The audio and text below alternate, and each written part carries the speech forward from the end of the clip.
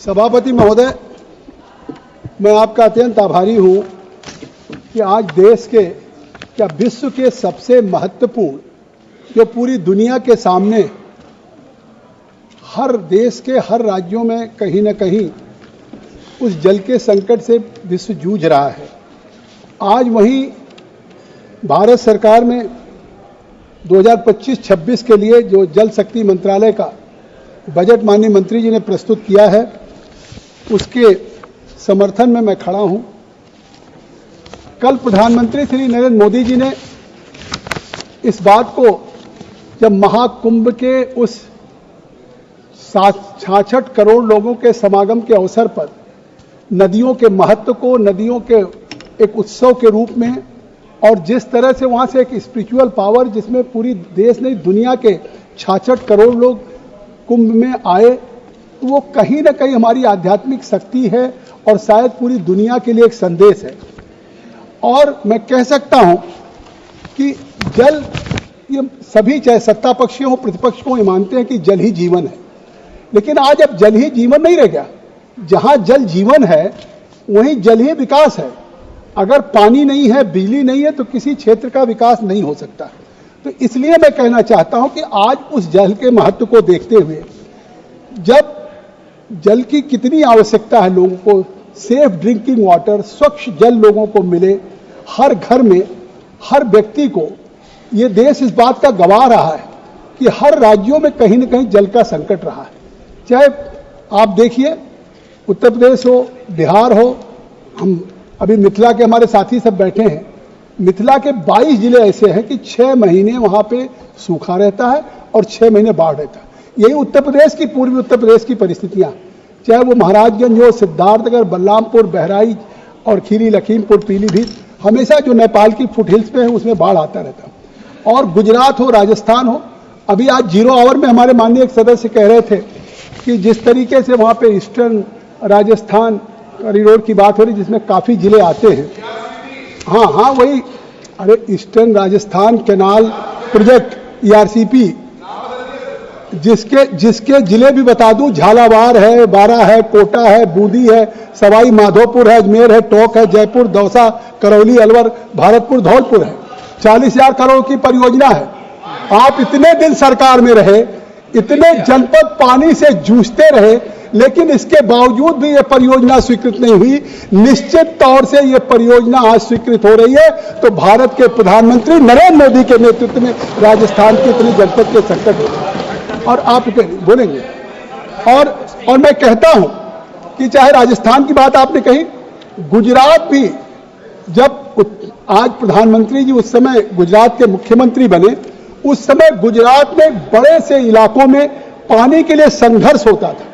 सौराष्ट्र का हो इलाका, जिसमें मेहसाना रहा हो, राजकोट, जामनगर, भावनगर, अमरेली, गिर सोमनाथ, जूनागढ़, पठान, बनासकाठा, साबरकाठा, गांधीनगर, ये सारे इलाकों में, और आप गवाह होंगे कि हम उत्तर प्रदेश में राजस्थान के लोग गर्मियों में पलायन करते थे, गुजरात के लोग पलायन करते थे। भरतपुर हो, पूरे आगरे से लेकर के यूपी में लोग आते थे अपने जानवर ऊंट को लेकर के, ऊंट के लिए पानी नहीं रहता था। ऐसी परिस्थितियां हैं, तो आज उस पानी का कितना महत्व है। और क्यों ना हो, आखिर भारत की आबादी दुनिया की 18%, पूरे विश्व की जनसंख्या की आबादी 18% है, लेकिन आज भारत में 18% आबादी के लिए जो विश्व का एक स्वच्छ जल है वो मात्र 4% उपलब्ध है। तो स्वाभाविक है कि भारत के सामने भी जल का संकट है। और जब 18% विश्व की पॉपुलेशन के सामने केवल 4% पानी उपलब्ध है, ऐसी परिस्थितियों में आखिर कहां से पानी का इंतजाम होगा। पहली बार आपने देखा कि जिस तरीके से जल शक्ति मंत्रालय में प्रधानमंत्री जी ने संकल्प लिया, क्योंकि जब वो गुजरात में थे मुख्यमंत्री के रूप में, तो उन्होंने सबसे पहले, देश में पहला राज्य था कि जिसने अपने उस 11 जिलों के लिए, राजकोट, जामनगर, भावनगर, अमरेली, गिर सोमनाथ, जूनागढ़, जहां पे पानी का संकट पूरे साल रहता था, उन्होंने सौराष्ट्र नर्मदा अवतरण योजना, सोनी योजना 12,166 करोड़ की स्वीकृत करके बनाई। आज गुजरात का इलाका न केवल खुशहाल हो रहा है, केवल फसल नहीं हो रहा, बल्कि गुजरात आज एक गुजरात विकास के नाम पे मॉडल भी हो रहा है। तो जिस तरह से सौराष्ट्र नर्मदा अवतरण का उन्होंने उस योजना को स्वीकृत किया, फिर एक सुजलाम सुफलाम योजना जिसका इनिशियल एलोकेशन 6,237 करोड़, जिसमें मेहसाना, पटन, बनासकाठा, साबरकाठी, गांधीनगर, इसको सुजलाम सुफलाम योजना से जोड़ करके इन जिलों को पानी उपलब्ध कराया। फिर सरदार सरोवर परियोजना में 52,600 करोड़ किया, जिसमें कच्छ, सौराष्ट्र, नॉर्थ गुजरात, सेंट्रल गुजरात जैसी ऐतिहासिक योजनाओं को साकार करके एक तरह से गुजरात में मुख्यमंत्री के रूप में जल क्रांति करने का काम किया था। और आज वहां जहां सूखा रहता था, आज वहां के खेत लहलहा रहे हैं, उद्योग फल फूल रहे हैं और हर घर में जल पहुंच रहा है। मुझे लगता है कि उनका वो संकल्प है मुख्यमंत्री के रूप में जो उनका था, तो आज प्रधानमंत्री बनने के बाद भी, आखिर देश की आजादी के बाद कौन सा राज्य नहीं है, उत्तर प्रदेश हो, महिलाएं दूर पानी लेने जाती थी, आदिवासी इलाका हो, कई कई मील दूर पानी लोग लेने जाते थे, राजस्थान हो, बिहार हो या झारखंड हो या देश के हिस्सों में, लोगों के गांव में पानी उपलब्ध नहीं रहता था, लोगों को घरों में पानी तो कल्पना नहीं थी। और आज इसीलिए इस जल शक्ति मंत्रालय में प्रधानमंत्री जी ने 2019 में इन्होंने जो अभी तक एक तरह से अलग अलग मंत्रालय था, पहले कांग्रेस यूपीए की सरकार में एक वाटर रिसोर्स रिवर डेवलपमेंट का एक मंत्रालय था, एक गंगा रिजुविनेशन का जिसपे कितना काम हो रहा था, और ड्रिंकिंग वाटर सैनिटेशन का, लेकिन कोई आपस में कोऑर्डिनेशन नहीं था और कोई एक सम्यक रूप से काम नहीं था। देश के घरों में नल से जल की तो कल्पना छोड़िए, लोग इंडिया मार्क II हैंडपंप के लिए तरसते थे। तो इन सारे मंत्रालयों को एकत्र करके उन्होंने 2019 में फैसला किया कि हम इन मंत्रालयों के एकीकरण से, चाहे वाटर कंजर्वेशन हो, इरिगेशन हो, रिवर रिजुविनेशन हो, ड्रिंकिंग वाटर हो, सैनिटेशन हो, फ्लड मैनेजमेंट हो, इस सब के लिए एक जल शक्ति मंत्रालय बनाने का काम किया है और आज इसके परिणाम आ रहे हैं। जल शक्ति मंत्रालय बनने के बाद आपने देखा कि जो महत्वपूर्ण विभाग है उसमें एक जल जीवन मिशन की योजना शुरू हुई, दूसरी प्रधानमंत्री कृषि सिंचाई योजना हुई, नमामि गंगे हुई और अटल भूजल योजना हुई।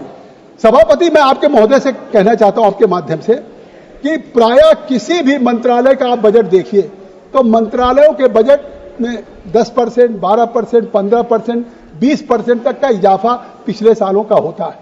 तो ये प्रायः सेट है कि हमारी सरकार भी, लेकिन आज हमारे लिए जल ही जीवन है, हर घर में लोगों को नल से जल पहुंचाना है। इसलिए जल शक्ति मंत्रालय के लिए 2025-26 में जो बजट का आवंटन किया है हमारी सरकार ने, वो 99,503 करोड़ का किया है और ये 99,503 करोड़ 25-26 के लिए। लेकिन अगर हम 24-25 की तुलना करें तो 24-25 में 51,558 करोड़ था। 93% हमने इस मंत्रालय के बजट को इंक्रीज किया है एलोकेशन में। तो ये अपने आप में एक अभूतपूर्व अद्वितीय वृद्धि है जो सरकार के उस जल को भविष्य में सुरक्षित करने के लिए, उस संकल्प को पूरा करने के लिए दर्शाती है कि निश्चित तौर। और जल जीवन मिशन जिसमें हमने तय किया है कि कन्याकुमारी से कश्मीर तक देश के हर गांव के हर घर में टेप वाटर, ये कभी कल्पना थी। आजादी के बाद सरकार हर गांव में, चाहे वो नॉर्थ ईस्ट की पहाड़ियां हो, चाहे झारखंड का आदिवासी इलाका हो, चाहे राजस्थान का रेगिस्तानी इलाका हो, साउथ या हमारा हो साउथ इंडिया का, उन सारे देश के सभी राज्यों के हर घर को नल से जल पहुंचाने के लिए हमने इस बार हमारे मंत्रालय ने, मैं बधाई देना चाहता हूं, 67,000 करोड़ इस बार का बजट एलोकेट किया गया है, बजट का आवंटन है। और कल्पना आप करेंगे सभापति महोदय, मैं आपके माध्यम से कहना चाहता हूं, न केवल यहां बैठे हुए साथियों को बल्कि पूरे देश को कहना चाहता हूं कि हर घर के लोगों को जल नल से मिले। ये केवल संकल्प नहीं, इसको क्रियान्वित करने के लिए पिछले साल की तुलना में हमने 190% हमने बजट को इंक्रीज किया है, जिससे कन्याकुमारी से कश्मीर तक सारे जगह पे हर घर को नल पहुंच गए। दूसरा, प्रधानमंत्री कृषि सिंचाई योजना में, जिसमें कृषि सिंचाई योजना के सिंचन क्षमता को बढ़ाने के लिए हमने इसमें 8,260 करोड़ का बजट एलोकेट किया है। 25% पिछले साल की तुलना में हमने नमामि गंगे में 2,400 करोड़ है, जिसमें 20% इंक्रीज किया। अटल भूजल योजना है 1780 करोड़, 197% हमने इंक्रीज करने का काम किया। तो स्वाभाविक है कि अगर आज हम जल जीवन मिशन में हर घर के टैप के लिए 195% पिछले साल की तुलना में बजट इंक्रीज किया है, अटल भूजल योजना में हमने 197% इंक्रीज किया, इसी तरह से हर विभाग में। तो स्वाभाविक है कि आज हम ये कह सकते हैं कि जिस तरीके से आज देश में पूरा देश हमेशा याद करता है कि अगर गंगा अवतरित हुई भारत में या धरती पे गंगा आई तो हम भागीरथ जी को याद करते हैं कि भागीरथ के प्रयास से आज जिस तरीके से उन्होंने तपस्या किया, नहीं भागीरथ नहीं लाए थे, तो आज उस गंगा के किनारे के रहने वाले अखिलेश जी, और आज उपजाऊ इलाका है।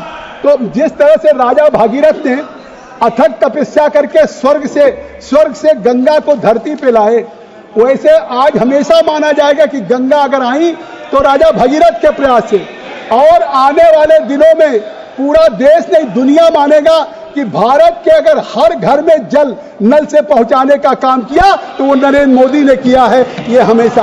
तो आज निश्चित तौर से एक आधुनिक भागीरथ के रूप में पूरा देश और पूरी दुनिया इस बात को मानेगा अनुराग जी कि आज उनकी दृढ़ इच्छा शक्ति है कि जिस तरीके से हर घर को जल, और अभी तक तो एक नारा था कि हर घर को जल, हर खेत को पानी, लेकिन आज अब वो सपना नहीं होगा, वो हर घर को जल, हर खेत को पानी वास्तविकता के धरातल पे उतारने का काम मोदी सरकार करेगी, ये मैं आपसे कहना चाहता हूं। ये केवल पानी की व्यवस्था नहीं है, ये विकास की धारा है, और जो मोदी जी की दूरदृष्टि है, संकल्प है, और जब आधुनिक भारत में जब इस जल के क्रांति की बात होगी, और जैसा अभी हमारे राजस्थान के साथियों ने कहा कि ईस्टर्न राजस्थान कैनाल प्रोजेक्ट है, इसमें भी 26 नदियों को जोड़ने की बात की गई, 26 नदियों को जोड़ने की बात। और मैं बताता हूं, अब 26 नदियों को जोड़ करके 13 जिले, झालावाड़ है, बारां है, कोटा है, बूंदी है, सवाई माधोपुर, अजमेर, टोंक, जयपुर, दौसा और करौली, उसमें इन 800 नदियों को जोड़ने की बात है।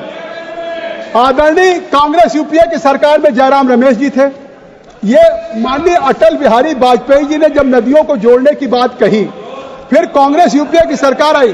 गौरव जी आप सहमत हो जाएंगे कि उस समय यूपीए 2 में कभी भी नदियों को जोड़ने की परियोजना को गंभीरता से लिया नहीं, और उस समय के तत्कालीन मंत्री जयराम रमेश जी ने कहा कि ये नदियों को जोड़ना विनाशकारी होगा, जबकि ये नदियों की परियोजना मैं आपके माध्यम से कहना चाहता हूं कि भारत में नदियों को जोड़ने की परियोजना 161 साल पुरानी है, 161 साल। मैं कहना चाहता हूं जब सबसे पहले British engineer sir Arthur cotton हुए, सर आर्थर कॉटन ने 1858 में कहा था कि अगर इस देश में जहां किसी नदी में जल ज्यादा है, किसी नदी में कम है, तो उन दोनों नदियों को लिंक से जोड़ा जाए, नहर से आवागमन भी होगा।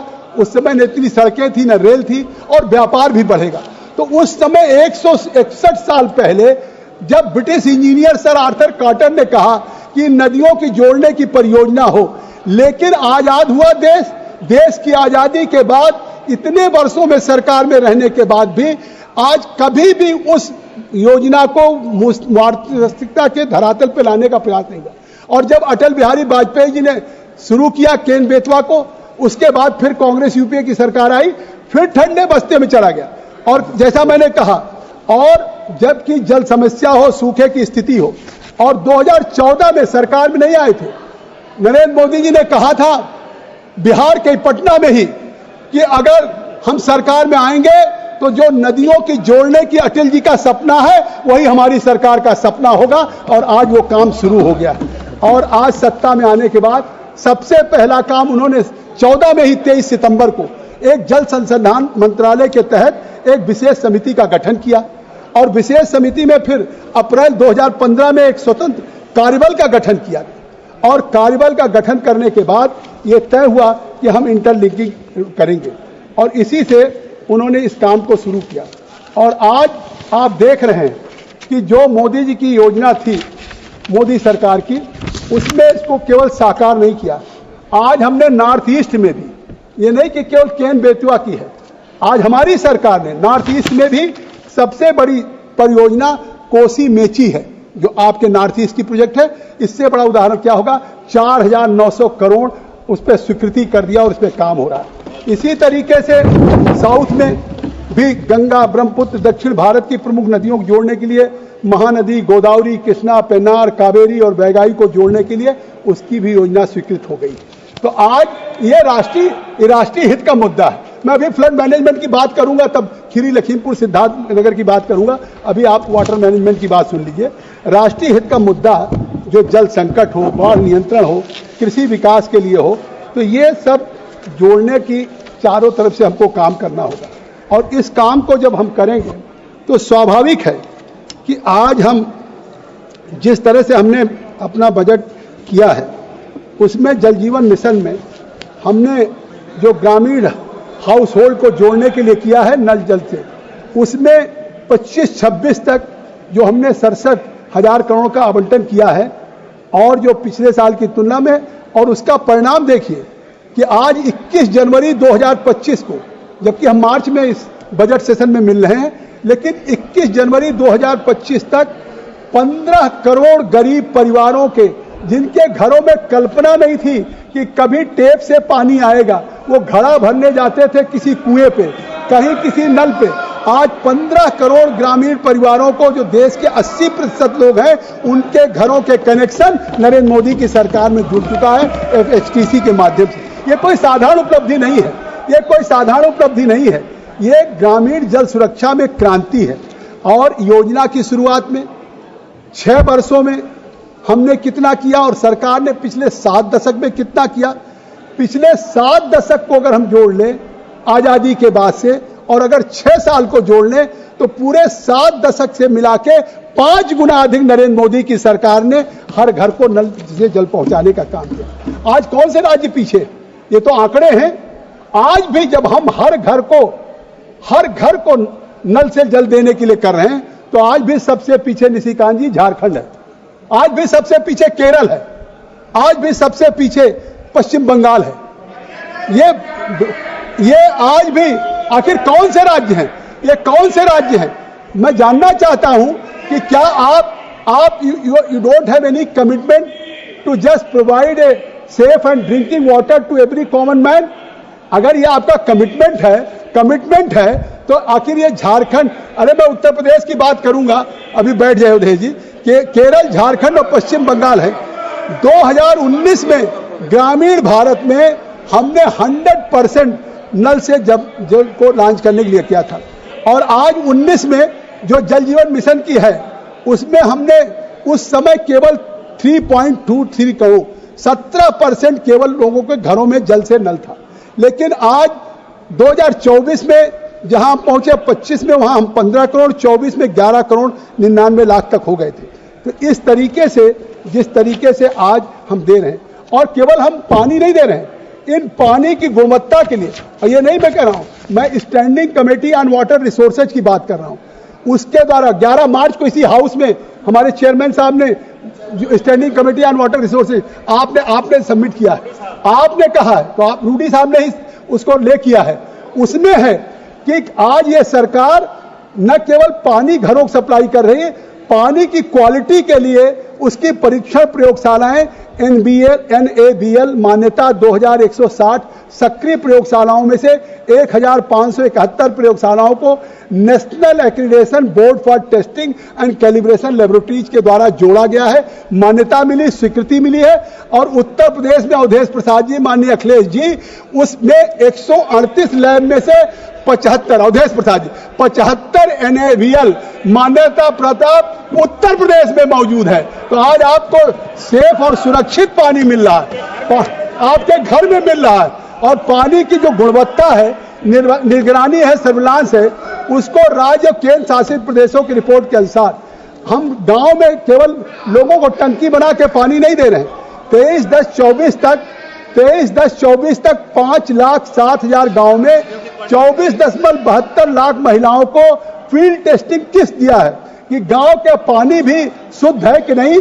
हमने 24.72 लाख महिलाओं को FTKS जिसको फील्ड टेस्टिंग किट्स कहते हैं, उसको उपयोग करके पानी की गुणवत्ता को प्रशिक्षित करने के लिए किया है। इस तरह से गवर्नमेंट ऑफ इंडिया ने जल जीवन मिशन किया है। और इसी तरीके से स्वच्छ भारत मिशन की बात कर रहा हूं। 2019 में कभी आपने देखा, आजादी के बाद हम दुनिया का विश्वगुरु बनना चाहते थे और किस तरीके से लोग खुली शौच में जाते थे। और पहली बार मोदी जी ने संकल्प किया कि हम ओपन डेफिकेशन फ्री, खुले शौच से मुक्ति करेंगे। हर घर में हम टॉयलेट देंगे, हर गांव में कम्युनिटी टॉयलेट देंगे। आज 96% ODF प्लस नरेंद्र मोदी जी के नेतृत्व में पा चुके हैं। आज वो महिलाएं जो सुबह से शाम का इंतजार करती थी, अगर तबीयत खराब हो गई तो वो सूरज ढलने का इंतजार करती थी कि गांव में घर से बाहर निकल करके कैसे जाए। और आज केवल हमने टॉयलेट नहीं दिया है, आज हमने केवल गांव में कम्युनिटी टॉयलेट नहीं दिया है, आज गांव में बेस्ट मैनेजमेंट का भी काम शुरू किया है। और वो बेस्ट मैनेजमेंट जो गांव में कभी सोचा भी नहीं था, आज 5.86 लाख गांव में, 4.94 लाख गांव में 4.94 सॉलिड वेस्ट मैनेजमेंट सिस्टम है, 5.19 लाख गांव में लिक्विड वेस्ट सिस्टम है और समग्र ग्रामीण के सैनिटेशन का काम हो रहा है। उत्तर प्रदेश में भी 51,746 गांव हमने स्वच्छ सर्वेक्षण ग्रामीण शुरू किया है। 95.1% सर्वेक्षण किए गए परिवारों को जो टॉयलेट की सुविधा प्राप्त हुई, कचरे का उसको बायोडिग्रेडेशन के लिए ऑर्गेनिक लिए किया, इस तरह से 92.7% किया। तो इसलिए माननीय मैं आपसे कहना चाहता हूं कि जिस तरीके से अब मैं प्रधानमंत्री कृषि सिंचाई योजना की बात करना चाहता हूं। 2015 में इरिगेशन एफिशिएंसी को बढ़ाने के लिए हमने लॉन्च किया, 14 में सरकार आने के बाद, और सिंचाई परियोजनाएं पड़ी रहती थी। सरजू नहर परियोजना पिछले 37 सालों से पड़ी हुई थी, 50 साल से पड़ी थी। आज मुझे सदन में बताते हुए खुशी हो रही है कि जो देश की 99 प्रमुख सिंचाई परियोजनाएं थी, उसमें नरेंद्र मोदी जी की सरकार ने 62 महत्वपूर्ण परियोजनाओं को पूरा कर चुकी है। और इसीलिए आज हर खेत को पानी के तहत आज और 55% माइनर इरिगेशन परियोजनाएं, ये महत्व है। अरे दुनिया में चर्चा हो रही है कि शायद अगर थर्ड वर्ल्ड वॉर होगा तो पानी के संकट पे हो सकता है। तो जहां दुनिया मुहाने पे खड़ी है, थर्ड वर्ल्ड वॉर में खड़ी है, इसी तरह से JPCR वक्त में भी डिस्टर्ब करते थे, इस सदन में भी कर, वहां भी नहीं हमको बोलने देते थे, आप गवाह हैं, वहां भी नहीं, वक्त की मीटिंग में भी नहीं बोलने देते थे, आज यहां भी नहीं बोलने दे रहे, और आप खुद गवाह हैं इस बात के। समझे, आखिर वो कब तक बैठे बैठे बोलते रहेंगे। 2014-15 से लेके 21-22 तक हमारे कुल सिंचित क्षेत्र 2014 से 15 से 21-22 में हमने 9.78 मिलियन हेक्टेयर की वृद्धि किया है। जो हमने ये कमिटमेंट है कि किस तरीके से सिंचाई की क्षमता को हम वृद्धि करेंगे। आप देखिए, आप नमामि गंगे प्रोग्राम देख लीजिए, आपने शुरू किया था, कहीं नहीं कोई काम हुआ। आज उस 2014 के जो हमारे नमामि गंगे को पुनर्जीवित करने के लिए काम शुरू किया, उसमें इस बार के बजट में हमने 20% बढ़ा के 2,400 करोड़ किया है। और दिसंबर 24 तक इसकी 488 परियोजनाएं थी, 488 नमामि गंगे की स्वच्छता के लिए, जिसमें सीवेज इंफ्रास्ट्रक्चर था। 39,730 करोड़ की अनुमानित लागत से स्वीकृति की गई। 305 परियोजनाओं को पूरा कर परिचालन किया गया। नदी के किनारे जो सीवेज ट्रीटमेंट का था उसको 52% हासिल कर लिया। और रणनीतिक जल प्रबंधन का एक प्रमुख उदाहरण है जो केन बेतवा लिंक है परियोजना, उसमें जून 24 तक कुल बजट का 9,105 करोड़ खर्च किया है।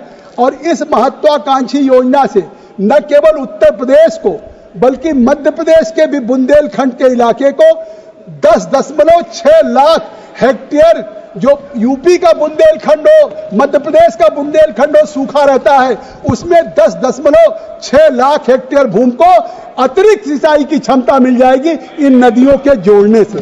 तो आज आपने तो अपनी सरकार में नदियों को जोड़ने का काम, अभी तो 1 मिनट शुरू हो गए, नदियों को जोड़ने का आपने काम कोई शुरू नहीं किया। और आज जब हमने चाहे केन बेतवा हो या और महत्वपूर्ण सारी नदियों को जोड़ने की बात कर रहे हैं, तो उसमें आप देखिए 21 राज्यों को और केंद्र शासित प्रदेशों में हमारा जो जलमग्न है प्रबंधन कानूनों का निर्माण, उसमें जैसे हरियाणा में मेरा पानी मेरी विरासत योजना, किसानों को पानी गहन फसलों से बदलाव के लिए प्रेरित करना, जल प्रबंधन नवाचार का एक बेहतर उपाय है। तो इस तरीके से है। और अब मैं फ्लड मैनेजमेंट की बात कर लेना चाहता हूं कि जैसे राष्ट्रीय जल मिशन के तहत जल प्रबंधन, बाढ़ नियंत्रण और नदी बेसिन योजना पे हमने और काम किया है। ये नहीं कि केवल हम कर रहे हैं, हमने नीदरलैंड के साथ हमने सहयोग किया है कि राष्ट्रीय जल मिशन के तहत कैसे वाटर मैनेजमेंट हो, फ्लड कंट्रोल का कैसे हो और रिवर बेसिन का काम कैसे हो। इसी तरह से भारत और ऑस्ट्रेलिया ने भी जल संसाधन प्रबंधन, जिसमें भूमिगत जल प्रबंधन, नदी बेसिन योजना शामिल है, इसके लिए भी हमने केवल बातचीत नहीं किया बल्कि भारत का ऑस्ट्रेलिया के साथ एक मेमोरेंडम ऑफ अंडरस्टैंडिंग पर हस्ताक्षर हो चुका है। तो आने वाले दिनों में जो चिंता है कि पूर्वी उत्तर प्रदेश जो बाढ़ से हमेशा प्रभावित हो जाता है, नियत है, बिहार कोसी से लेकर के बाढ़ से प्रभावित है, साउथ इंडिया सहारनपुर सब जगह है। तो आज पहली बार इस सरकार ने फ्लड कंट्रोल और उस फ्लड कंट्रोल मैनेजमेंट के लिए न केवल अपने प्रयास से बल्कि भारत नेपाल के साथ, भारत नीदरलैंड के साथ, भारत ऑस्ट्रेलिया के साथ, इनके साथ भी समझौता करके आने वाले दिनों में फ्लड कंट्रोल मैनेजमेंट का काम करेगी, जिससे भारत आने वाले दिनों में इसे मिलेगी। इसी तरीके से मैं वाटर कंजर्वेशन की बात कर रहा हूं या मैं बेस्ट वाटर मैनेजमेंट की बात कर रहा हूं। अभी तक आपको मालूम है कि बेस्ट वाटर मैनेजमेंट केवल 30% रिसाइकिल हो रहा है। चिंता का विषय हमारे लिए कि ये 30% हो। आखिर आपको नहीं महसूस हो रहा है कि ये जल का कितना महत्व है, कितना बड़ा ग्लोबल वार्मिंग हो रहा है, कितना बड़ा क्लाइमेट चेंजेज हो रहा है, कितना शहर का अर्बनाइजेशन हो रहा है, शहर का शहरीकरण हो रहा है, किस तरह से पॉपुलेशन बढ़ रही है। ये चिंता का विषय है, ये राजनीति का विषय अवधेश प्रसाद जी नहीं है। और इस चिंता में सबको, सदन को शामिल होना चाहिए कि आज जिस तरीके से सरकार ने अपने जल शक्ति मंत्रालय के इस योजनाओं को लिया है, चाहे प्रधानमंत्री कृषि सिंचाई योजना हो, चाहे हर घर के जल के नल से हो, आज वो निश्चित तौर से ये कह सकते हैं कि जहां जहां जल की कमी थी, आज मोदी जी के प्रयास से एक क्रांति आ रही है और हम जल को घर घर तक पहुंचा रहे हैं, जन जन तक पहुंचा रहे हैं, खेत को पानी, हर घर को नल से जल दिला रहे हैं। और नहरों से खेतों तक के लिए, नलों से घर तक के लिए यह भी हम जोड़ने की योजना कर रहे हैं। और जो दशकों तक नामुमकिन था, वर्षों नामुमकिन था, आज मोदी सरकार ने उसे मुमकिन करके दिखाया है। निश्चित तौर से इस क्षेत्र में क्या आने वाले माननीय सदस्य मोदी की सरकार का जल माननीय सदस्य जी, मैं कहना चाहता हूँ मैं खत्म कर, एक मिनट थोड़ी बात। माननीय जल शक्ति मंत्री गुजरात से है। हाँ। गुजरात का एक अच्छा मॉडल है इस विभाग, जल संसाधन विभाग, बहुत अच्छा मॉडल गुजरात में। एक बात कह सकता, थोड़ा सा इनको भी तारीफ कर दीजिएगा। प्रधानमंत्री हैं। हाँ। और CR पाटिल जी को बनाया है। हाँ। जिन्होंने जिस राज्य में उन्होंने सूखा देखा है और उनके मार्गदर्शन में CR पाटिल जी, मैं कह सकता हूं कि जो पूरे देश में चाहे आज हर घर को नल से जल पहुंचाने का हो या लोगों को सेफ ड्रिंकिंग वाटर हो या फ्लड कंट्रोल मैनेजमेंट हो, आने वाले देश में किसी भी राज्य में पानी की कमी नहीं होगी। निश्चित तौर से मैं मानता हूं कि CR पाटिल जी के नेतृत्व में होगा, जो अपने उत्तर भाषण में जब वो बोलेंगे तो निश्चित तौर से कहेंगे। और कर्नाटका में भी मैं आना चाहता हूं, मऊ में भी आना चाहता हूं। और मैं सिंगापुर के साथ, जो सिंगापुर को जिसको मॉडल कहते हैं, आज उस सिंगापुर के साथ शहरी जल प्रबंधन के लिए हमें जितनी चिंता गांव के लिए है, उतना ही आज जिस तरह से शहरों का अरे दिल्ली में जल का संकट है। अरविंद केजरीवाल जी के चुनाव में चुनौती था, माफिया, पानी के माफिया टैंकर हो गए थे। हमारे MP सब यहां सवाल उठाते थे कि साहब दिल्ली में इनके आम आदमी के लोग माफिया टैंकर हो गए हैं, लोगों को पानी नहीं मिल रहा, कानून व्यवस्था हो गया। और आज अरविंद केजरीवाल जी इसलिए हार गए। अब दिल्ली को भी हर घर पानी आज हमारी मोदी की सरकार देगी, डबल इंजन की सरकार देगी, रेखा गुप्ता की सरकार देगी। तो इसलिए मैं कहना चाहता हूं कि सिंगापुर के साथ भी हमने शहरी जल प्रबंधन, जल विजयन और प्रौद्योगिकियों का और अपशिष्ट जल, मतलब बेस्ट वाटर रिसाइकलिंग, बस जल्दी अपनी खत्म कर दे रहा हूं, इस पर भी हम तकनीकी सहयोग लेने जा रहे हैं। भारत और नेपाल में मैं माननीय मंत्री जी से कहना चाहूंगा कि अभी जो एग्रीमेंट है भारत नेपाल में, उसमें जो पूर्वानुमान है या हाइड्रोलॉजिकल डेटा है, उसको आप एक्सचेंज करते हैं और नियमित रूप से उसको एक्सचेंज करते हैं, कोऑर्डिनेट करते हैं। जिससे सीमा पार नदी प्रणालियों का प्रबंधन हो। लेकिन इसके बावजूद भी उत्तराखंड से लेकर टनकपुर से और उत्तर प्रदेश के पीलीभीत, खीरी, लखीमपुर, बहराइच, सिद्धार्थनगर, बस्ती, महाराजगंज से बिहार के कोसी और वहां तक लेकर के पूरे जो नेपाल का 1575 किलोमीटर का बॉर्डर है, उस पे एक जो नेपाल से पानी आता है उसके फुटहिल्स में, मतलब उससे हमारी इतनी बड़ी फसलों की नुकसान होती। हम कहना चाहते हैं कि नेपाल में हमारा एक ऑफिस है भी, लेकिन हम क्या भारत नेपाल के साथ मिल करके हम रिजर्वायर बना सकते हैं। रिजर्वायर बनाएंगे तो पावर हाउस भी हाइड्रो का बन जाएगा।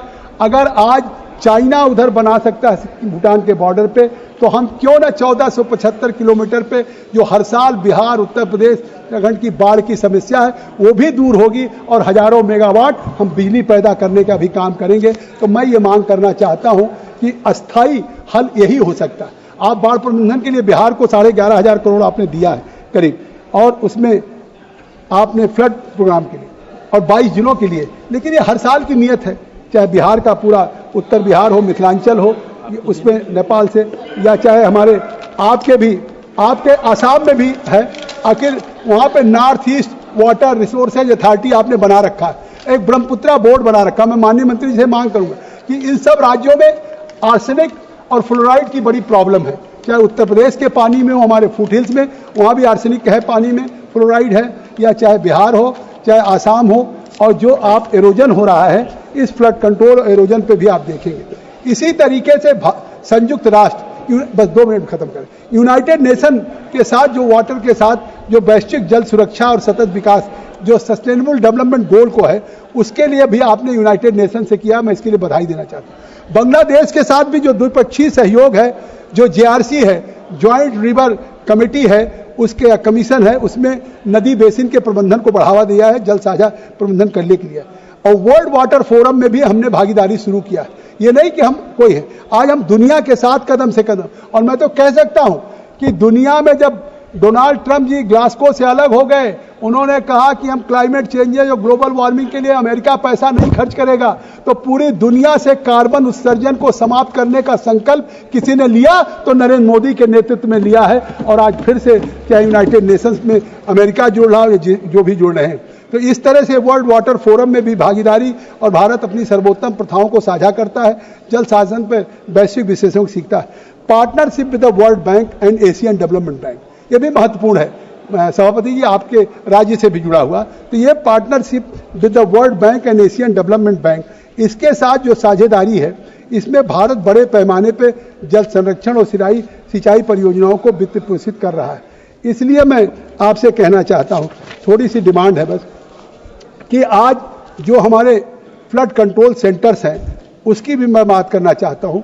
भारत और भूटान के बीच जैसे बाढ़ प्रबंधन पर विशेषज्ञों का एक संयुक्त समूह, ज्वाइंट ग्रुप ऑफ एक्सपर्टीज बना है, उसी तरह से एक भारत और नेपाल में भी के बीच में एक ज्वाइंट ग्रुप ऑफ एक्सपर्टीज बनना चाहिए, जिससे कि यूपी, बिहार, उत्तराखंड के बाढ़ की स्थिति ठीक हो सके। ये समूह बाढ़, मैं अपनी बात को खत्म कर रहा हूँ, और मेरी मांग है कि इस तरीके से जो उत्तर प्रदेश के और बागपत जिले और हैं, यहाँ 150 गांव में उद्योगदार, कृष्णा, काली और सब तमाम गांव हैं, वहाँ पे गांव के साथ जिस तरीके का वहाँ पानी है उसमें डिस्चार्ज किया जाए, वहाँ भी अम्लीय और आर्सेनिक युक्त है, जिससे कैंसर हो रहा है। इस पे देखना होगा। जो Indian council medical of research है, इसमें भी खुलासा हुआ है कि जो नदी के पास नाले हैं उसमें भी कैंसर की क्षमता बढ़ती है। तो इस तरीके से मैं आपके माध्यम से कहना चाहता हूँ कि आज प्रधानमंत्री जी ने जिस तरीके से इस जल शक्ति मंत्रालय को न बना करके, बल्कि उसके साथ चाहे इंटरनेशनल कोऑपरेशन किया हो, चाहे हमारे जल जीवन मिशन हो, चाहे स्वच्छ भारत मिशन हो, या अटल भूगर्भ जल योजना हो, जिसमें पानी का वाटर लेवल नीचे जा रहा है। हर राज्य में कुछ डार्क जोन हो रहे हैं। बड़े महत्वपूर्ण सवाल उठा रहा हूँ। ये वेस्ट बंगाल में भी कल्याण बनर्जी साहब, वहाँ की भी चिंता होगी, डार्क जोन हो रहा होगा, पानी का वाटर स्टेटस नीचे जा रहा है। हम कैसे पानी को रिचार्ज करें, कैसे रिसाइकिल करें, ये कोई है नहीं, ये कोई व्यवस्था नहीं है, ये विकास की धारा है। और इस विकास को, जल को जीवन नहीं, जल ही विकास है। अगर इसको आज भारत में कोई करेगा तो नरेंद्र मोदी जी के नेतृत्व में होगा। और इसी के साथ मैं आज प्रस्तुत किए हुए CR पाटिल जी के बजट को मैं समर्थन करता हूं।